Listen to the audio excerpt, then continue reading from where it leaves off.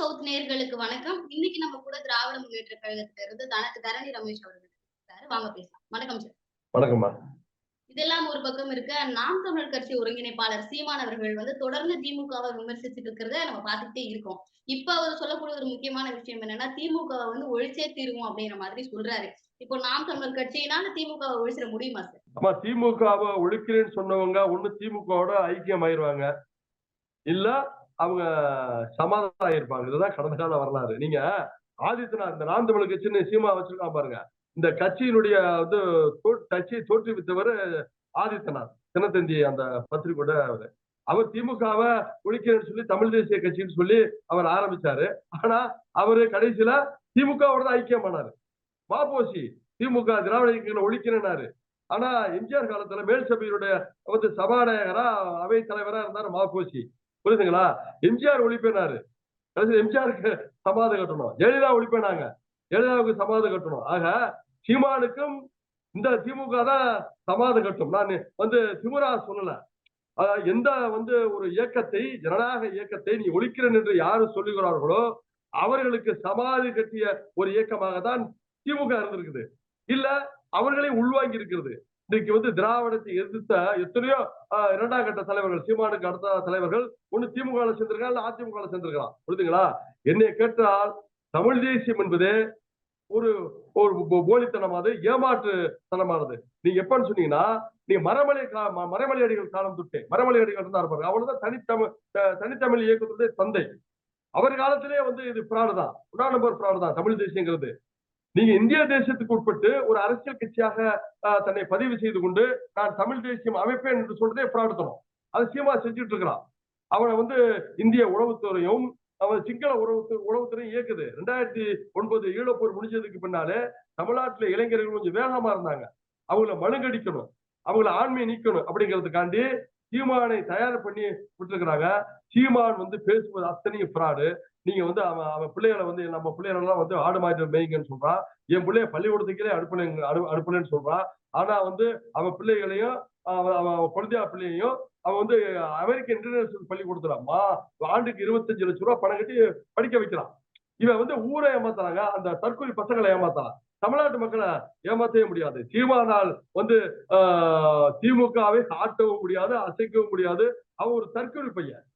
சீமான் பேசுறதுக்கெல்லாம் திமுக பதில் சொல்லணும்னு அவசியமே கிடையாது. இப்போ நாம் தமிழ் கட்சியை தடை செய்யணும் அப்படின்னு சொல்லி சண்டிகர்ல இருந்து ஒரு ஐபிஎஸ் அதிகாரி பேசுறாரு. இந்த கருத்தை நீங்க எப்படி பாக்குறீங்க?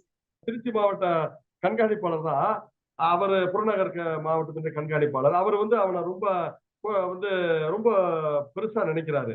இவன் ஒரு உளவுத்துறையோட கையாளு. நீங்க அந்த கட்சியை தடையெல்லாம் பண்ண முடியாது. நீங்க நாம் தமிழர் கட்சி இந்திய தேர்தல் ஆணையத்தில் பதிவு செய்யப்பட்டிருக்குது. இந்திய தேர்தல் ஆணையம் இந்திய ஒன்றிய அரசுக்கு கட்டுப்பட்டது. இந்திய ஒன்றிய அரசுதான் சீமானை வேலை செய்ய விடுது. நீங்க எத்தனையோ இந்திய இறையாண்மைக்கு எதிராக மேடைகள்ல பேசியிருக்காங்க. ஒரு முறை கூட கைது செய்யப்படல. நீங்க 2 நாளைக்கு முன்னாடி கூட அல்லு அர்ஜுனா ஒரு சினிமா வெளியீட்டு விழால கலந்துக்கிறாரு. சம்பந்தமே இல்லாம கூட்டத்துல அடிபட்டு ஒரு அம்மா இறந்துடுறாங்க. அல்லு அர்ஜுனா கைது செய்யப்படுறாரு. இன்னைக்கு அவரு வருங்கால தெலுங்கானாவோட முதலமைச்சர் ஆகலாம், ஆந்திராவோட முதலமைச்சர் ஆகலாம். அந்த அளவு செல்வாக்குள்ள அல்லு அர்ஜுனா கைது செய்யப்படுறாரு. இப்ப டெபாசிட் கூட இது வரைக்கும் வாங்கினது இல்ல. சட்டமன்ற தேர்தல், நாடாளுமன்ற தேர்தல் ஒரே ஒரு வார்டு கவுன்சிலர் கூட இது வரைக்கும் ஆனது இல்ல. இந்திய இறையாண்மைக்கு எதிராக பேசலாம். ராஜீவ் காந்தியை நாங்க தான் கொன்னேங்கிறோம். நான் கட்சி தீவை 50,000 பட்டாலியனை வச்சு அடிப்பேங்கிறேன். அதெல்லாம் இந்திய இறையாண்மைக்கு எதிராக பேசுறது. ஆனா இந்திய ஒன்றிய அரசு அவன் மீது நடவடிக்கை எடுக்கல. அவன் RSS பெத்து போட்ட கள்ள புள்ளமா அவன் நாம் தமிழர் கட்சியும் சீமானும். ஆக அவன் மேல நடவடிக்கை எடுக்க மாட்டாங்க. இங்க மொழி சிறுபான்மையரை கேவலப்படுத்த வேண்டும், அவங்களை அசிங்கப்படுத்த வேண்டும், அவங்களுக்கு எதிராக பிரச்சாரத்தை எடுக்க வேண்டும் என்பதற்காக இந்திய ஒன்றிய அரசு பெத்து போட்ட கள்ளப்பிள்ளையாக இன்னைக்கு வளர்ந்து நிற்கிறான் சீமான். வருகிற 26 தேர்தலோட அவனுக்கு கடந்த அக்டோபர் 26 சமாதி கடித்தாரு விஜய். அவன் இருக்க பசங்க எல்லாம் ரசிகர் மன்றம், ரசிக குஞ்சுக தான். அவன் முழுக்க விஜய் பக்கம் வந்துட்டான். 7% ஓட்டு வாங்கின சீமான் வருகிற 26 சட்டமன்ற தேர்தல்ல 1.5% போயிடுவான். யாரும் தமிழ் தேசியம் தெரிஞ்ச எவனுமே அங்க உள்ள இல்ல. எல்லாம் தற்கொலை பசங்க, ரவுடி பசங்க, கஞ்சா குடிக்கி சாரையா விற்கிறவன், சங்கிலி இருக்கிறவன் தான் அந்த சீமான் கட்சியில இருக்கிறான். அங்க யாருமே தமிழ் தேசியம் தெரிஞ்சவன் எவனுமே கிடையாது. எனக்கு நல்லா தெரியும். சீமானுக்கே தமிழ் தேசியம் தெரியாது. தமிழ் தேசியமே பிராடு. தமிழ் தேசியம்னு இந்தியாவில் சொல்றது பிராடு. ஈழத்துக்கு இலங்கைக்கு தமிழ் தேசியம் தேவைப்பட்டுச்சு. இலங்கையில வந்து பௌத்த சிங்கள மட்டும்தான் அதிபர் ஆகலாம். வந்து மொழி சிறுபான்மை தமிழர்கள் வந்து இரண்டாம் தர குடிகள்னு சட்டம் இருக்குது இங்க. புரியுதுங்களா? இங்க அப்படி சட்டம் இல்ல. நீங்க வந்து தமிழ்நாட்டுல ஒரு செல்வாக்குப்பட்ட ஒரு தமிழன் ஆந்திரால முதலமைச்சர் ஆகலாம், செல்வாக்குப்பட்ட தமிழன் இங்க ஒரிசால ஆகலாம். நம்ம பாண்டியன் சொல்லி ஒரு IAS ஆபீசர் ஒரிசால வந்து முதலமைச்சர் ஆகக்கூடிய ஒரு வாய்ப்பு இருந்தது. அதற்கு அடுத்தது பாரதிய ஜனதா கட்சி தான். டெல்லியில ஒரு தமிழன் வந்து செல்வாக்குப்பட்ட முதலமைச்சர் ஆகலாம், நீங்க வந்து செல்வாக்குப்பட்ட பிரதமர் ஆகலாம் தமிழ். அப்படி சட்டத்துல ஒண்ணு வந்து தமிழர் வந்து முதலமைச்சர் ஆகிறதையோ வந்து பிரதமர் ஆகிறதையோ ஜனாதிபதி தடுக்கவே இல்லை. தமிழ்நாட்டை சேர்ந்த 2 பேர் ஜனாதிபதியா இருக்கிறாங்க. ஆக தமிழ் தேசியம் என்பது இங்க தேவையில்லாத ஒரு வெற்று முழக்கம். இதை வந்து அவன் சும்மா கையில தூக்கிக்கிட்டு வந்து இங்க இருக்கிற வந்து மொழி சிறுபான்மையை வந்து சிறுபான்மை மதத்துக்காரங்களை வந்து சிறுமைப்படுத்தி பேசிக்கிட்டு வந்து தெரியறான ஒழிய சீமானால் ஒரு காலமும் தமிழ்நாட்டிலே ஒரு வார்டு கவுன்சிலராக கூட ஆக முடியாது. இப்போ கடந்த சில நாட்களாவே வந்து நாம் தமிழர் கட்சியில இருந்து முக்கிய நிர்வாகிகள் எல்லாருமே விலகிட்டே இருக்காங்க. இதை நம்ம எப்படி புரிஞ்சுக்கலாம்? ஆமா, அவங்க போறாங்க வந்து வெளியேறிட்டு தான் இருக்கிறாங்க. அவங்க எல்லாம் வந்து ஒரு அரசியல் புரிதல் இல்லாத ஒரு பசங்க. வெளியில வர்ற பசங்க யாராச்சும் சீமான குறை சொல்லிட்டு வராங்களா பாத்தீங்களா? நான் தாலியை வித்து கட்சி நடத்தினேன், என் சொந்த பணத்துல கட்சி நடத்தினேன். பெரியார் சொல்றாரு, மக்கள்கிட்ட போ, மக்கள்கிட்ட நிதியை பெறு, மக்கள்கிட்ட நிதியை பெற்று அவங்களுக்கான வேலையை செய்யுங்கிறாங்க. நீங்க வந்து ஒரு புரட்சிகர இயக்கம் நடத்துற கம்யூனிஸ்ட் கட்சி யாராச்சும் சொந்த காசை போட்டு நான் கட்சி நடத்தணும்னு சொல்லுவானா சொல்லுங்க? மார்க்சிஸ்ட் கம்யூனிஸ்ட் கட்சி, இந்திய கம்யூனிஸ்ட் கட்சி என் பொட்டாட்டி தாலியை இருந்து நான் வந்து தாலியை வித்து வந்து கட்சி நடத்தினேன், நான் சொத்தை வித்து கட்சி நடத்த சொல்லுவாங்களா? மக்கள்கிட்ட போறாங்க, உண்டியல் கொடுக்குறாங்க, வசூல் பண்றாங்க, கூட்டம் நடத்துறாங்க, ஆர்ப்பாட்டம் பண்றாங்க, மாநாடு நடத்துறாங்க. இவனுங்க எல்லாம் பொய். எப்படி சீமான் தலைவன் பொய்யோ அதே மாதிரி பொய். சீமானை குறை சொல்லி ஒருத்தனும் வர்றது கிடையாது. எனக்கு மதிப்பு இல்ல, மரியாதை இல்ல, இப்படி சொல்லிட்டுதான் இவங்க இந்த பசங்க பூரா வெளியில வர்றாங்க ஒழிய அரசியல் அறிவற்ற அந்த பசங்க நிச்சயமாக அதுதான் சொல்றேன். ரசிகர் மன்ற கூட்டம் அவங்க. அந்த கூட்டம் சினிமானால் கவரப்பட்டு சீமான இடத்துல போன கூட்டம், தமிழ் தேசியம் என்றால் என்னவென்று தெரியாத கூட்டம். அடுத்து வந்து ஒரு வெளிச்சம் விளம்பர வெளிச்சம் விழுந்த வந்து வந்து விஜய் கட்சி ஆரம்பிச்சுட்டார், அங்கேதான் போய் சேருவாங்க. சீமான் கூடாரம் காலி ஆயிரும். அவங்க எல்லாம் ஒரு ஒரு அரசியல் தொண்டராகவோ ஒரு அரசியல் தலைவராகவோ நம்ம எடுத்துக்கிட்டு பேசணும்னு அவசியமே கிடையாது. சீமானவர்கள் பேசும்போது எப்பயுமே குறிப்பிடுற விஷயம் வந்து பாஜக தான் என்னுடைய முதல் எதிரி அப்படிங்கிறத தொடர்ந்து அவர் வந்து குறிப்பிட்டுக்கிட்டே தான் இருக்காரு அப்படிங்கும் பொழுது, இப்போ சீமான் அவர்களுக்கு அண்ணாமலை அவர்கள் வந்து சப்போர்ட்டா வந்து நிக்கிறாரு அப்படிங்கிறத நம்ம எப்படி எடுத்துக்கணும்? பாரதிய ஜனதா கட்சியினுடைய கட்சியினுடைய தாய் கழகம் RSS. RSS பெத்து போட்ட கள்ள பிள்ளை நாம் தமிழர் கட்சியும் சீமானும். RSS தான் பெத்து போடுது. வந்து இது யாருமே மறுக்க முடியாது. நீங்க தொடர்ச்சியாக 10 ஆண்டு காலம் திமுக ஆட்சியில் இல்ல, யார பேசினாரு சீமான்? திமுக தான் பேசிக்கிட்டு தெரிஞ்சாரு. இப்ப 3 ஆண்டுகளாக ஆட்சியில் இருக்கு, திமுக தான் பேசுறாரு. அப்ப திமுக பேசிக்கிட்டு இருக்கப்ப நம்ம வந்து சீமான வந்து இவன் வந்து RSS பெத்து போட்ட பிள்ளை, இவன் வந்து RSS பிஜேபி பி டீம்னு சொல்றப்ப முதலாளியை வந்து நம்ம வந்து காட்டி கொடுத்துடுறோமே அப்படிங்கிறதுக்காக அப்படியே லேசா ஒரு 90 1 மணி நேரம் பேசுற மேடையில வந்து 58 நிமிஷம் வந்து திமுகவை தாக்கி பேசிட்டு 2 மணி நேரம் வந்து பாரதிய ஜனதா கட்சியை தாக்குவாப்ல. வந்து நேரடியா வந்து பாரதிய ஜனதா கட்சி தாக்கவே இல்லைன்னா இந்த தமிழ்நாட்டு மக்கள் வெளிப்படைஞ்சுக்குவாங்க, ஆஹா இவன் வந்து RSS ஆளுதான் நல்லா தெரியும். அங்க கொஞ்சம் பேர் முஸ்லீம் சிறுபான்மை மக்கள் இருக்காங்க, கிறிஸ்தவ முஸ்லீம்கள் இருக்கிறாங்க, அவங்களை ஏமாற்ற வேண்டும் என்பதற்காக அவன் வந்து அந்த பாரதிய ஜனதா கட்சி அண்ணாமலையை பேசுற மாதிரி பேசுவானே ஒழிய சீமான் வந்து வந்து பாரதிய ஜனதா கட்சி வந்து விமர்சிக்கிறது என்பது கருத்துழைப்பு தான். சீமான் அவர்கள் வந்து 2026 தேர்தலையும் வந்து தனிச்சுதான் செயல்படுவேன், கூட்டணி கூட எதிரையும் சேர மாட்டேன் அப்படிங்கிற விஷயத்தை சொல்லிட்டே இருக்காரு அப்படிங்கும்போது 2026 அப்பவும் இல்ல அதுக்கு அப்புறமும் வந்து நாம் தமிழர் கட்சியினுடைய நிலை என்னவா இருக்கு? இப்ப 2026க்கு அப்புறம் நாம் தமிழர் கட்சிங்கிறது தமிழ்நாட்டில் இருக்காது. புரியுதுங்களா? வந்து சீமான் வந்துங்கிற ஒரு தலைவர் தமிழ்நாட்டிலே அப்புறப்படுத்தப்படுவார். தமிழக மக்கள் தெளிவா இருக்கிறாங்க. நீங்க தமிழ் தேசியம் தெரிஞ்சவங்க பூரா நாம் தமிழர் கட்சியில இல்ல. ஆரம்ப காலங்கள்ல 2010ல நாம் தமிழர் கட்சி துவங்கப்பட்ட காலத்துல வந்து தமிழ் தேசியம் கொஞ்சம் பேர், நான் தமிழ் தேசியமே இந்தியாவுக்கு தேவையில்லாத ஒரு ஆணின்னு தான் நான் சொல்லுவேன். ஆனா அந்த தமிழ் தேசியம்னு தெரிஞ்ச கொஞ்சம் பேர் தான் பாருங்க, அவெல்லாம் வந்து வெளியேறிட்டான்.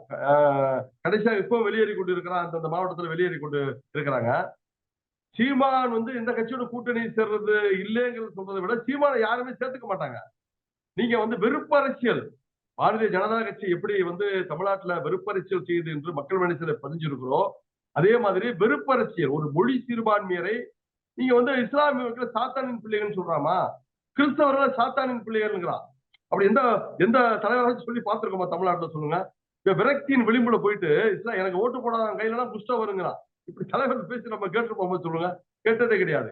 நீங்க அவர் பழ கருப்பையா, தமிழறிஞர் பழ கருப்பையா சொன்னாரு, மொழி சிறுபான்மையர் 20% இருக்கிறாங்க தமிழ்நாட்டுல. வந்து மத சிறுபான்மையர் 12, 13% இருக்கிறாங்க. இந்த 33, 35% மக்களை எதிர்த்து கொண்டு ஒரு கட்சி தமிழ்நாட்டுல வந்து இருக்கவே முடியாதுங்கிறாரு பழ கருப்பையா. ஆக இப்படி வந்து வெறுப்பரசியல் செய்யக்கூடிய சீமானோடு கூட்டு சேர்வதற்கு யாருமே தயார் இல்ல. இது எப்படி கூட்டு சேருவான்? நீங்க வந்து கடந்த 2 வருஷமாக என் தம்பி, என் தம்பி, என் தம்பின்னு சொன்னான் சீமான். ஆர வந்து விஜய. இப்ப விஜய்க்கு எதிராக கருத்தை பேசுறான். நீ நடு ரோட்ல அடிபட்டு சாக போறேங்கிறான். புரியுதுங்களா? இவன் கூட்டு சேர தயாரா தானே இருந்தான்.